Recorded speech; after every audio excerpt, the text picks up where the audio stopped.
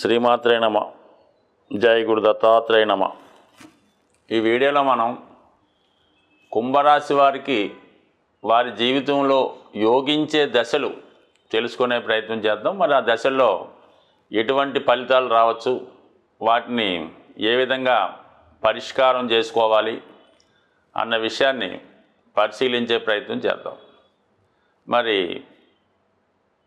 కుంభరాశి రాశ్యాధిపతి శని భగవానుడికి మూల త్రికోణ రాశి, సహజ లాభస్థానం అన్నది మన కుంభరాశి. అందువల్ల ఈ రాశిలో జన్మించిన వారు పెట్టుబడిదారులుగా ఉంటారు. ఎవరైతే జీవితంలో పైకి వస్తున్నారో అటువంటి వారికి ప్రోత్సహించడం, వారికి ధనం అప్పిచ్చి జీవితంలో పైకి తీసుకురావడం, ఈ విధంగా వీళ్ళు చేస్తూ ఉంటారు. ఎక్కువగా పెట్టుబడి వర్గంలో ఉంటారు. ఇన్వెస్ట్మెంట్ చేయడంలో కూడా వీళ్ళు ముందుగానే గమనించి ఏ సంస్థలో పెట్టుబడి పెడితే బాగుంటుంది, ఎక్కడ భూమి కొంటే బాగుంటుంది అన్న విషయాన్ని ఆలోచిస్తూ తగు విధంగా జీవితంలో పైకి రావడం జరుగుతూ ఉంటుంది. అయితే ఈ రాశికి రాశ్యాధిపతి శని భగవానుడు. అందువల్ల ఈ రాశి వారికి శని మహాదశ జీవితంలో చాలా బాగా ఉపయోగపడుతూ ఉంటుంది. అయితే ఆ దశలో వీళ్ళు జీవితంలో నిలదొక్కుంటారు, గొప్పగా ఇన్వెస్ట్మెంట్ చేస్తారు, అలాగే పొలాలు భూములు కొంటారు. అయితే వీళ్ళు సంపాదించింది వీళ్ళు అనుభవించలేకపోతూ ఉంటారు అన్నమాట. ధనం వీళ్ళు సంపాదిస్తారు, అది వేరే చోట ఇన్వెస్ట్ చేస్తూ ఉంటారు, వాడు దాన్ని ఎంజాయ్ చేస్తూ ఉంటాడు. సో మొత్తం మీద ఏంటంటే ఈ రాశి వారికి శని మహాదశ బాగా యోగిస్తుంది, జీవితంలో నిలదొక్కునేలా చేస్తుంది, మంచి అనుభవం నేర్పుతుంది. జీవితంలో ఎవరిని నమ్మాలి, ఎవరిని నమ్మకూడదు, ఏం చెయ్యాలి, ఏమి చెయ్యకూడదు అన్న విషయాన్ని చెప్తూ ఉంటుంది. అందుకని వీళ్ళు శని మహాదశలో చాలా పొదుపుగా సంపాదించిన ధనం అంతా కూడా ఇతరులకి ఇవ్వడం వల్ల కానీ, లేదంటే వారి పిల్లలకి ఏదో స్థిరాస్తి కొని ఇవ్వడం కానీ జరుగుతూ ఉంటుంది. మొత్తం మీద ఓకే, శని మహాదశ అన్నది ఈ జీవితంలో చాలా బాగా నిలదొక్కునేలాగా అనుభవాన్ని నేర్పుతుంది. జీవితంలో గుణపాఠాలన్నీ ఇక్కడే నేర్చుకుంటాడు. దాని తర్వాత ఆటోమేటిక్గా వచ్చే బుధ మహాదశ పంచమ అష్టమాధిపతిగా తన యొక్క తెలివితేటలతో, లాజిక్తో తను సంపాదించిన ధనాన్ని ఇంకా వృద్ధిపరిచే విధంగా చేయడం జరుగుతుంది. అదే విద్యార్థి దశలో వచ్చినప్పుడు విద్యలో బాగా రాణిస్తాడంటే రీసెర్చ్ ఓరియంటెడ్ అన్నమాట. ఒక డాక్టరేట్ డిగ్రీ సంపాదించినంతగా ఆ సబ్జెక్ట్ని అంత లోతుగా చదవడం జరుగుతూ ఉంటుంది.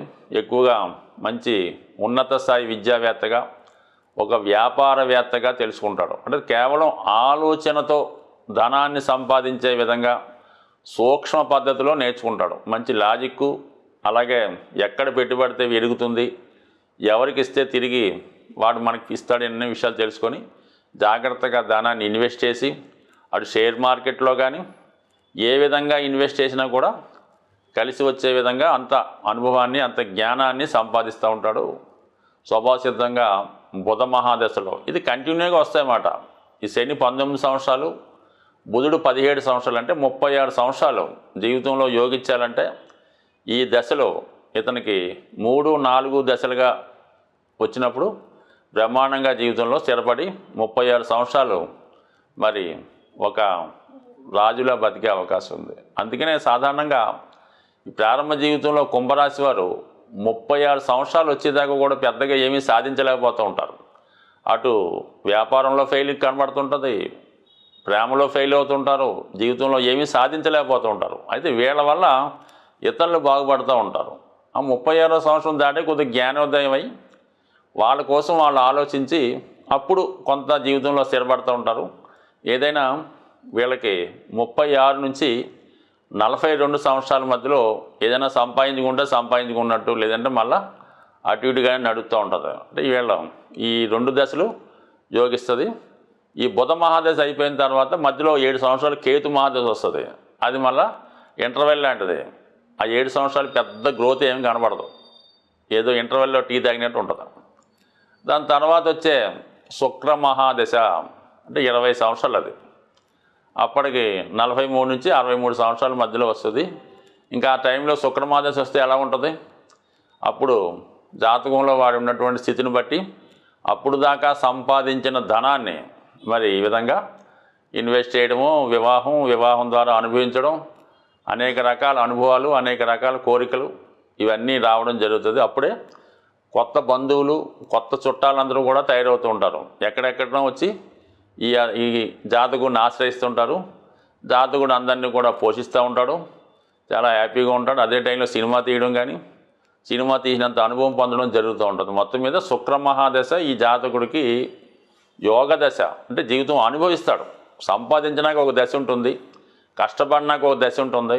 ఇది ఆనందంగా అనుభవించడానికి ఈ శుక్ర మహాదశ ఈ కుంభలగ్నం వారికి అనుభవంలోకి రావడం జరుగుతుంది. ఒక 20 సంవత్సరాలు హ్యాపీ. ఇక దాని తర్వాత రాహు, ఇదొక 18 సంవత్సరాలు రాహు మహాదశ.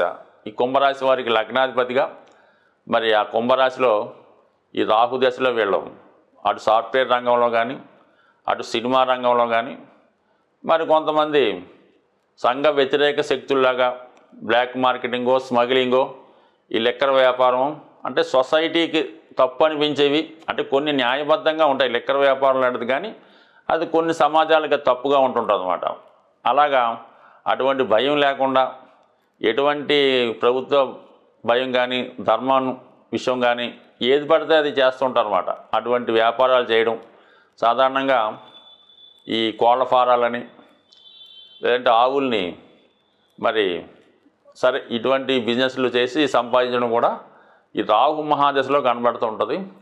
అయితే దానికి పనిష్మెంట్ కూడా అక్కడే రావడం జరుగుతూ ఉంటుంది. కాబట్టి సాధారణంగా రాహు దశలో ఈ జాతకులు ఎంత ధర్మబద్ధంగా, కర్మబద్ధంగా అది అక్కడ ఉన్నటువంటి వీళ్ళు నివసిస్తున్నటువంటి ప్రాంతంలో ఉన్నటువంటి రూల్స్ అండ్ రెగ్యులేషన్ పాటిస్తూ ఉంటే చక్కగా హ్యాపీగా ఉంటుంది. వైద్య వృత్తికి కారణం అవుతుంటుంది. సైంటిస్టులుగా మారచ్చు, సాఫ్ట్వేర్లుగా మారచ్చు, యానిమేషన్లో రాణించవచ్చు.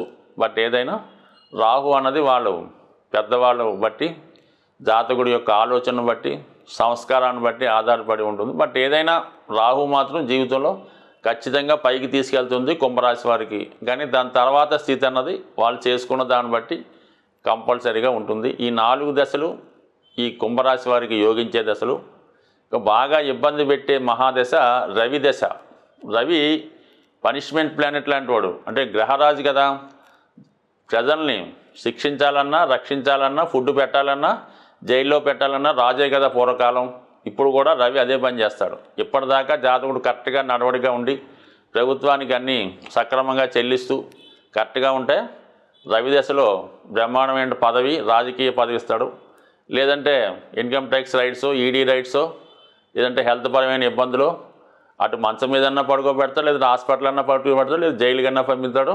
లేకపోతే ఈ ఈడీ రైట్స్ అయ్యి మొత్తం సర్వం ప్రభుత్వానికి కట్టవలసి ఉంటుందన్నమాట. అది రవి దశ ఈ జాతకుడికి ఇచ్చే పనిష్మెంట్. అదే నిజాయితీగా ఉంటే ఒక ఎమ్మెల్సీగానో నామినేటెడ్ పోస్ట్ అన్నా రావచ్చు, ఒక ధర్మకర్తగా ఏదైనా దేవస్థానానికి వెళ్ళొచ్చు. అది వీళ్ళ బట్టి ఉంటుంది. దాని తర్వాత చంద్రమహాదశ, షష్టాధిపతి. ఒక విధంగా భార్యతో విరోధాలు రావచ్చు, తల్లిగారితో విభేదాలు రావచ్చు, ఆస్తి వలన ఈ సంపాదించిన ఆస్తి ఎక్కువైపోతే బంధువులతో విరోధాలు రావచ్చు, ఏదైనా కొంతమందికి హెల్త్ పరమైన ఇబ్బందులు కూడా రావచ్చు. షష్టాధిపతి దశ కాబట్టి ఈ చంద్రమహాదశ పెద్దగా యోగించదు. ఇంకా కుజుడు సరే ఎప్పుడూ కూడా దగ్గర బంధువులతో గొడవలు, భార్యతో విభేదాలు. అంటే ఈ దశలన్నీ కూడా ఎలా ఉంటాయంటే కుంభరాశి వారికి ఎక్కువ ధనం సంపాదిస్తే ఈ చంద్ర రవి కుజ దశలు ఇబ్బంది పెడుతుంటాయన్నమాట. అందువల్ల ఏంటంటే జాగ్రత్తగా వ్యవహరిస్తే మొత్తం మీద ఎక్కువ సమయం ఉపయోగించే దశలు ఈ కుంభరాశి వారికి ఉన్నాయి. కాబట్టి వీళ్ళు అటు కొంతవరకు వారి కొరకు, వారి భార్య పిల్లల కొరకు ఆలోచిస్తే నెంబర్ 1. ఊరోళ్ళ కొరకు, వాళ్ళ కొరకు, వీరి కొరకు, అక్కలేని వారి కొరకు ఆలోచిస్తే, అంటే అయిన వాళ్ళకి ఆకుల్లోనూ కాని వారికి కంచాలని చెప్తూ ఉంటారు. అలా ప్రవర్తిస్తే మాత్రం చివరికి వీళ్ళకి ఏమీ లేకుండా పోవడం జరుగుద్ది. స్వస్తి.